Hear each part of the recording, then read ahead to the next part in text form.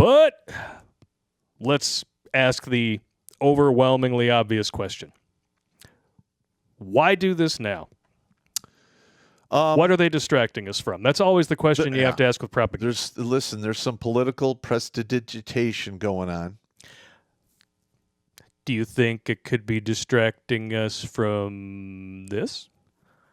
The most corrupt scheme in American politics, as Republicans detail, over $10 million, that's probably on the very low end, received by the Biden crime family and associates from foreign nationals. All right, now, I know a guy who's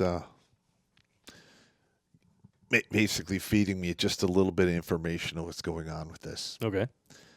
It's really hush-hush. So I would never press him for actual details, direct details. Yeah.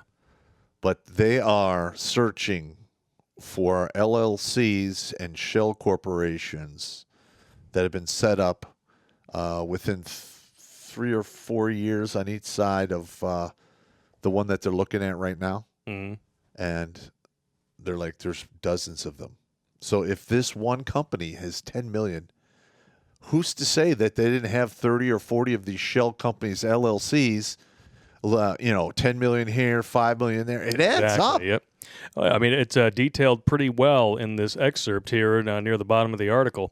Lawmakers, all members of the House Oversight and Accountability Committee, revealed subpoenaed bank records showing payments from foreign companies to Biden's son, Hunter. The evidence unveiled Wednesday, first in a memo and then in a news conference, raises more questions about President Joe Biden's past claims that he never discussed Hunter's business dealings with his son. Those companies, including Owasco PC, Hudson West III LLC, Robinson Walker LLC, and Rosemont Seneca Bohai LLC, took in millions of dollars from foreign companies while delivering no apparent services. And that is what, that's 6 companies, right? Yep. All right.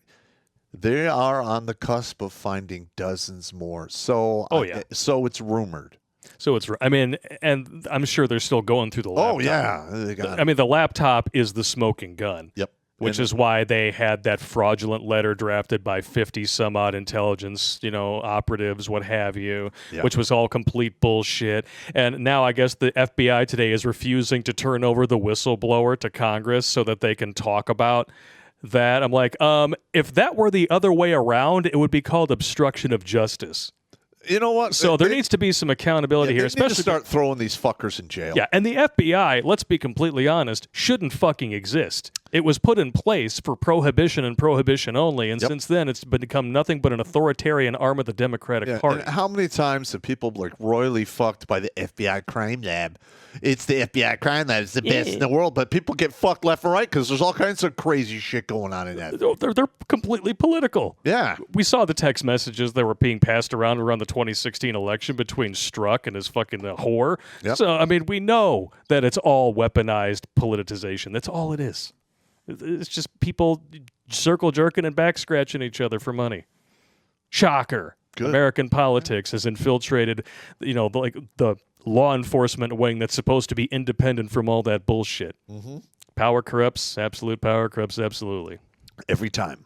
Every fucking time. That's why I don't fuck with it. So they're going on Trump, and apparently they're going after this George Santos guy. They're deliberately charging Santos in the middle of the House GOP conference detailing the Biden crime family's corruption to make it clear to you that they're in charge and that they will arrest or run interference for anyone they want, and there's nothing you can do about it. Sean Davis. Who's the Santos guy? He's a representative, Republican in Congress, so they're going after him for the same thing that we know Biden actually did, whereas the other guy, just like Trump, has been indicted and nothing more.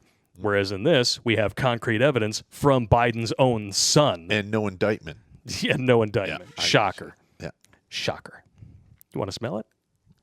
It's getting to the point where, judges, law, indictment, it's going to become pointless. And at some point, it's going to be the two-way rifle range. Mm-hmm. I hope we can pull back from that, but it looks like we're on the slip and slide. This is not looking good. I literally think we are on the snot side of the slip and slide into the pit of doom. Doom. I said doom. Watch Grunt Speak live every Tuesday and Thursday at 8 p.m. Eastern.